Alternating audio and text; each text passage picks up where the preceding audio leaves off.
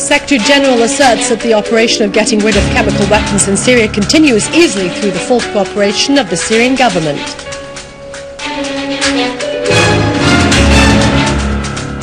Units of the Syrian Army continue to storm terrorist hideouts, killing large numbers of them, most of them non-Syrians.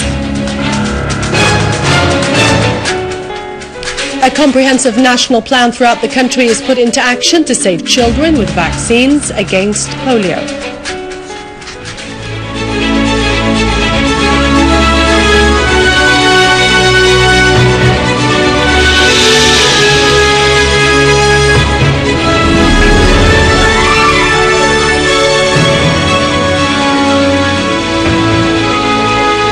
Good afternoon, welcome to a news bulletin. I'm Dania Nizam. In an interview with the Turkish TV channel al-Assad, the Prime Minister asserted that Syria was advancing towards victory against terrorism in all its types and launching pads. Mr. al-Halapi pointed out that Erdogan's government turned Turkey into a party in the aggression on Syria through giving the terrorists shelter and logistic and financial support. He also asserted that many countries that joined the war on Syria were making new considerations. He asserted that Syria would go to the Geneva II conference and that any ideas agreed upon with the opposition would be put for referendum by the Syrian people.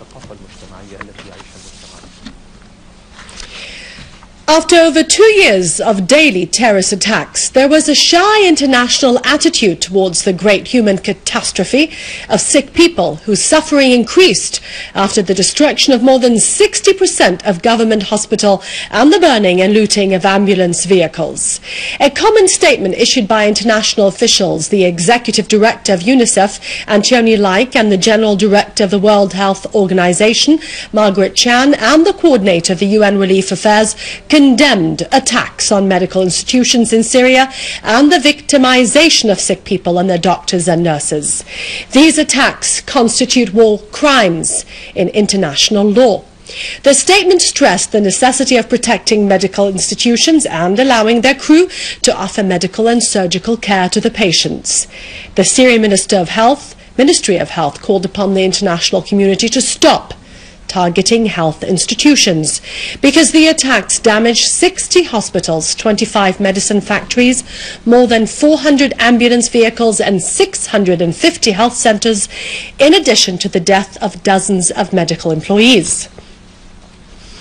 The Minister of Health, however, asserted that the medical institutions, both public and private, continued to offer their services to all Syrians throughout the country.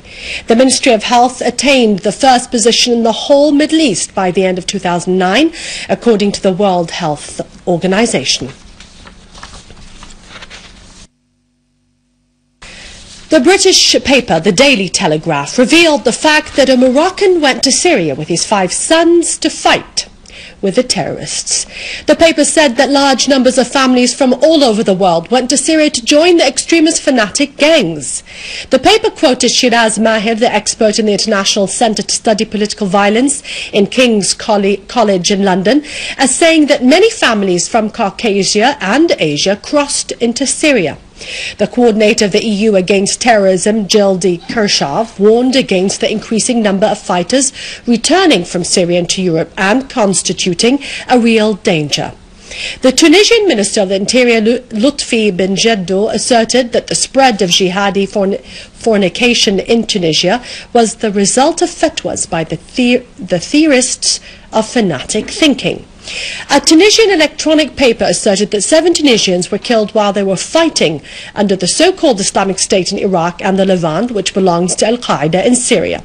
Leading terrorist gangsters from Tunisia and Pakistan were killed, with dozens of terrorists in the northern countryside of Latakia.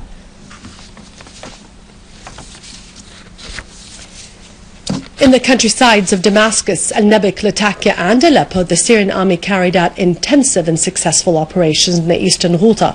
The army destroyed terrorist hideouts and killed many of them in those countryside and in the western highlands of Al-Zabadani in ambushes. To the south of Ennebek, the terrorists sustained heavy casualties during clashes that led to the destruction of their weapons and hideouts. In Aleppo, armed forces foiled a terrorist attempt to attack Nahariya Hospital and the environs of the Aleppo Central Jail, destroying their hideouts and killing large numbers of them in Khan al-Assad and Handarat. In the Latakia countryside, the army defeated terrorist groups from Tunisia and Pakistan, destroying their weapons, which included large amounts of rockets and explosive devices. The governor of Al-Quneitra, Dr. Mans Salahuddin, visited the wounded Syrian soldiers in the hospital of Yusuf al-Azmi in Damascus. He expressed appreciation of the medical care given to them by the medical cadre. He also expressed appreciation of the steadfastness of our valiant armed forces whose heroic acts showed their determination to achieve victory. The wounded soldiers asserted their determination to return to the army ranks to continue their march along the way to victory.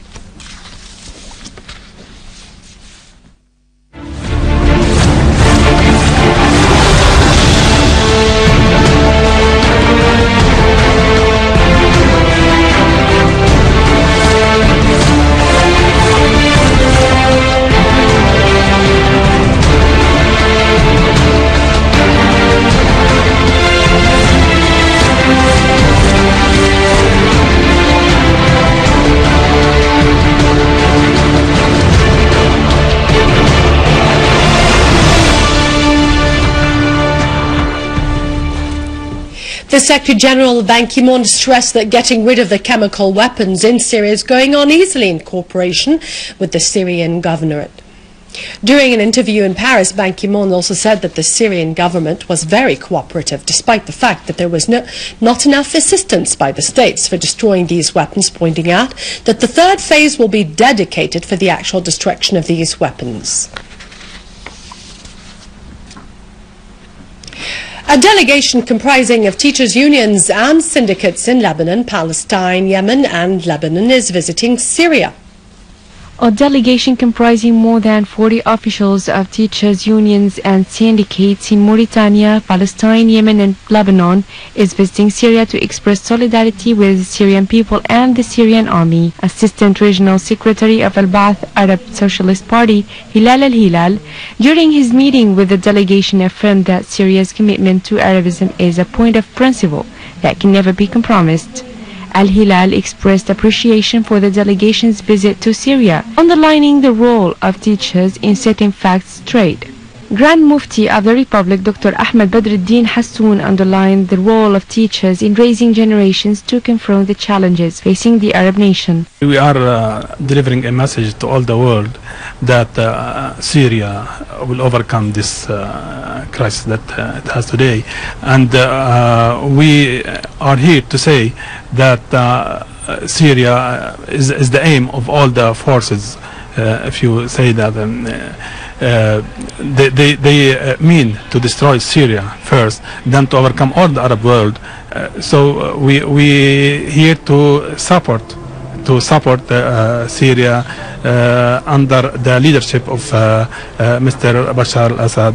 Now we are in Syria here and supporting activities that make us solidarity with the Syrian people, Syrian army that now facing a big world war.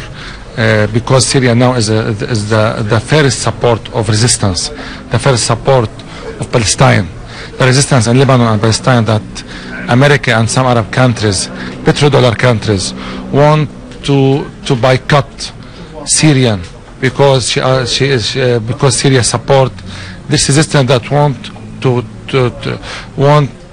to keep our dignity, our honor. We feel sorry about how they changed the image of Islam, about what they do with these people, about killing innocent people just to destroy the image of Islam. Hopefully soon we will celebrate victory here in Syria, inshallah, soon. We came to Syria from Yemen and some Arab countries to emphasize that terrorism is a threat to all the Arab nations. So we must support the Syrian army.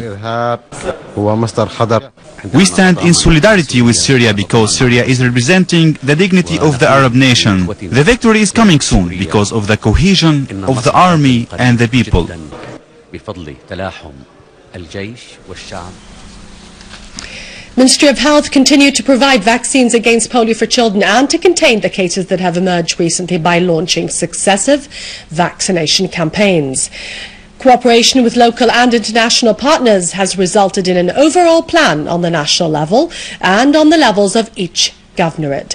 Also, detailed plans were developed on the level of the districts to vaccinate all children against polio. The Ministry of Health has mobilized great efforts for the campaign, which is aimed at vaccinating 2,200,000 children to ensure healthy life for them. The good thing is that the vaccines have been delivered to all governorates, so they have reached out, and these are the best vaccines that are in the market that has come to Syria, so we will be able to fight the virus. These are specifically targeted vaccines, good vaccines coming from Europe. And we are working with Ministry of Health, with SARC and other NGOs and community-based organizations to make sure that we are getting the vaccines across the country. So it's not only with the government areas, but also to the contested areas. And I'm impressed with the political support to see this as a non-political issue, but an issue to prevent children from being infected by polio. The most important thing is for media now to help to make sure that the parents get the message that they have to vaccinate their children, not only one time, but they have to come repeatedly with their children for vaccination. Assistant Minister of Social Affairs Wasim Dihni emphasized the importance of developing the legal environment for the work of the people with special needs in order to make them integrate in the society. During the celebration of the World Day for the People with Special Needs, Mr. Dihni pointed out that the current crisis has affected the people with special needs in particular, as many of their centres were systematically destroyed by the terrorists. Board Director of the Employment Opportunities Foundation pointed out that the last 10 years have witnessed global attention to small and medium enterprises, especially in rural areas. Director of the foundation said that the number of projects supported by the foundation has amounted to 21,000 small projects in Tartus, which employed about 100 people with special needs. In Bahrain, Al Khalifa police dispersed Bahraini protesters in different areas ahead of Al-Manama Dialogue International Forum on Security in the Middle East. Bahraini sources said that several clashes erupted between police and dozens of protesters in the villages of Al-Sanabis, Al-Draz, Al-Sutra and Al-Dia. Police dispersed the demonstrators by using tear gas and sound bombs. In the village of Sa, thousands of people took out into the streets to protest against the crackdowns on the opposition. The protesters held pictures of imprisoned opposition leaders and banners carrying messages to senior officials who will participate in the forum. With this, we end our news for today. Thank you for watching us. For more details about Syria and the region, you can view this bulletin again, and you can visit our website in English, syriaonline.sy. After the break, it's our economic and business news. God bless you all, and victory is Syria's destiny.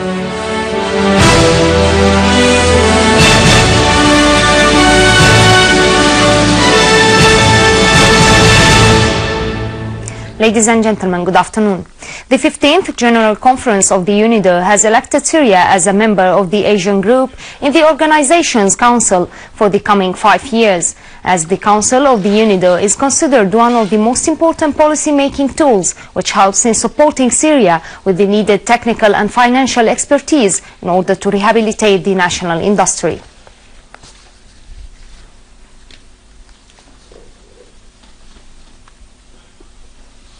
The Minister of Domestic Trade asserted that the ministry is working to reduce the prices of the basic needs and set the profits limit, in addition to enhancing the positive intervention outlets' role in the market. Meanwhile, the Minister inspected today a number of Sindus halls, asserting that this visit came in order to inspect the prices of goods, which declined obviously in the recent weeks, calling the concerned parties to reduce the prices, specifically children's clothes, without changes in the quality standards. The manager of the Iranian National Oil Company stressed that Iran will raise its productive energy to 4 million barrels a day soon. He also said that the national company insists on implementing most of the projects linked to producing oil and gas, adding that the company is going to complete and finish the rest of the South Pars gas field.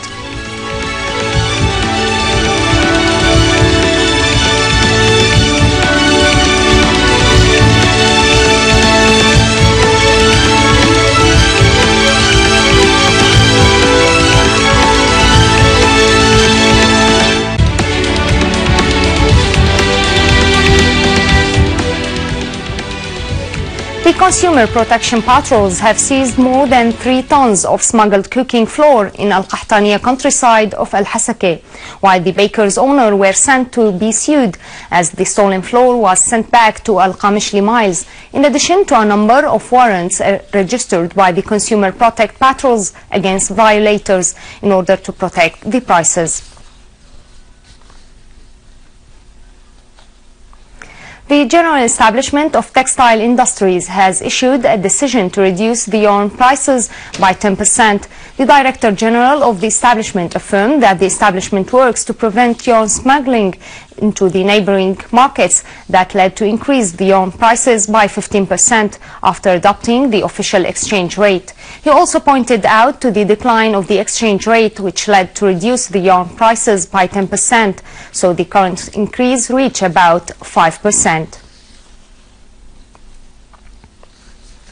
The Syrian Company of Fuel showed that a committee has been set for the project of using smart card for distributing fuel and delivering the card to a number of establishments in order to start using it on the 15th of January 2014. According to Syrian Day's website, the fuel company asserted that a specific mechanism has been set instead of the old ways of distributing gas to the establishments which have paid for the smart card, while the fuel company in Damascus branch has signed a contract for using smart card in the public sector, as it's going to be adopted after implementing the signed contract. Ladies and gentlemen, this was our economic news for today. Thank you for watching. Goodbye. Have a nice day.